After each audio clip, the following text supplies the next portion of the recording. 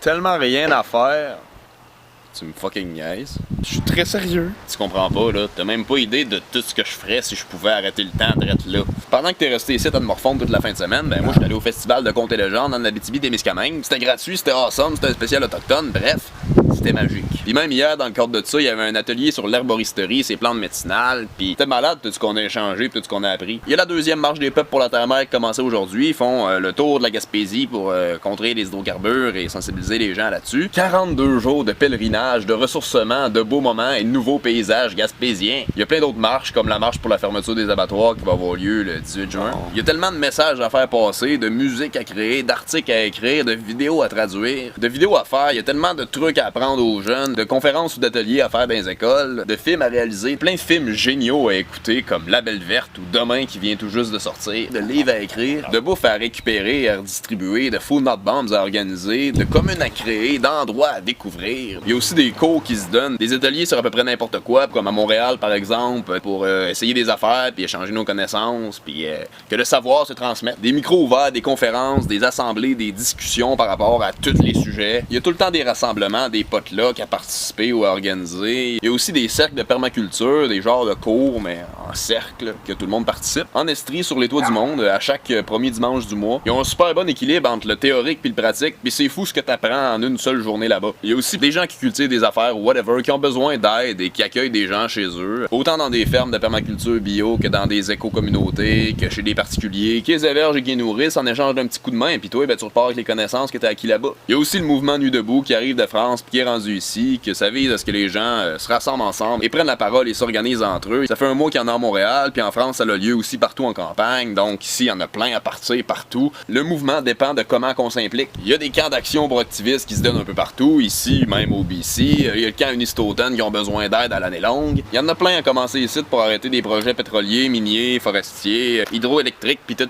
Il y a un super gros mouvement d'agriculture urbaine à Montréal. Il y a plein de ruelles vertes qui émergent, de bouffe à planter, de carrés d'arbres à cultiver. Il y a plein de projets à commencer qui vont nous permettre de plus dépendre de la globalisation puis d'autant de pétrole pour vivre. Il y a plein d'entreprises puis de coopératives locales à starter qui offrent des services pour construire des serres ou faire des jardins, ou installer des panneaux solaires ou construire des éco-habitations chez des particuliers pour permettre à ceux et celles qui ont de l'argent de pouvoir ne plus dépendre de l'argent et pour que le mouvement avance. Des serres sur les toits ou des fermes verticales qui produisent la bouffe qu'on doit importer, des restos qui s'approvisionnent localement. Il va aussi avoir le Forum social mondial à Montréal. Ça va être la première fois que ça se fait dans un pays en haut de l'hémisphère nord et dans un pays occidental. C'est une grosse rencontre mondiale pour l'environnement, pour la société, plein d'ateliers, plein de conférences, plein d'actions directes, plein d'affaires, bref.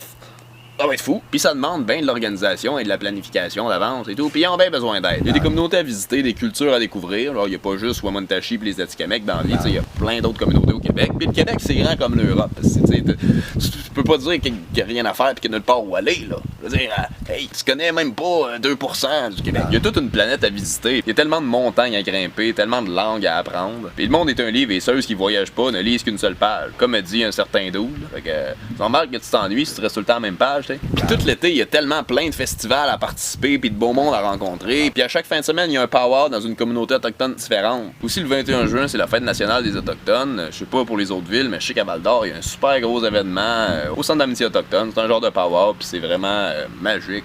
C'est super festif, puis ça démontre qu'on a de l'intérêt pour l'autre, d'aller là. Il y a aussi la mission de paix du 26 juin au 7 juillet, qui est de partir de Ganawagé, proche de Montréal, jusqu'à Québec, en Rabasca, un genre de canot. C'est une autre super belle occasion d'apprendre à connaître l'autre et à nettoyer nos racines et à se décoloniser l'esprit, se ressourcer à la planète, passer un bon 2 semaines sans technologie, pis tout. Coudon, est-ce que tu prends-tu pour un Indien? Premièrement, je t'ai déjà dit que c'est pas des Indiens, mais c'est des Autochtones. Puis deuxièmement, ça n'a pas rapport pantoute. Il y a bien du monde qui pense qu'on n'est pas bienvenu dans les powers parce que ils vont être racistes, puis parce que c'est leur affaire. Mais à chaque power que je suis allé, les gens étaient plutôt contents de voir que enfin les gens s'intéressent à ce qu'on fait. Puis c'est un rassemblement fait pour qu'on y aille, puis c'est pour danser avec les éléments de la terre et pour remercier la terre-mère pour tout ce qu'elle nous offre et tout. Fait que toi par exemple, je pense que tu te prends pour un autre qui a tous les droits puis qui peut continuer à avoir des préjugés sur du monde qu'il connaît pas. Puis c'est justement à cause de ce genre d'attitude-là que les réconciliations entre peuples sont primordiales pour ce qu'on fait en ce moment. On est en terre autochtone non cédée, puis ça fait souvent des années que certains groupes se battent contre justement les projets corporatifs. Puis t'es aussi conscient que moi de la stratégie stratégie de diviser pour mieux régner, puis c'est ça qui arrive en ce moment, puis si on va avoir une chance contre le pouvoir en place, ben on n'a pas le choix de s'unir. On n'a pas le choix d'avancer ensemble, de s'entraider, puis de se servir des privilèges de l'un et de l'autre pour pouvoir créer un meilleur futur et rendre la Terre verte à nouveau. Ben oui, mais qu'est-ce qui te fait dire que ça m'intéresse que tu me parles? Écoute bien chose, t'as bien le droit de pas t'intéresser à ce genre d'affaires-là, mais ça devrait quand même te toucher un peu parce que toi et tout, t'as besoin d'un environnement sain pour vivre, puis t'as besoin des mêmes styles d'affaires que moi, puis si on s'en foutait tout comme toi, ben on s'en irait tout droit dans un mur, puis ben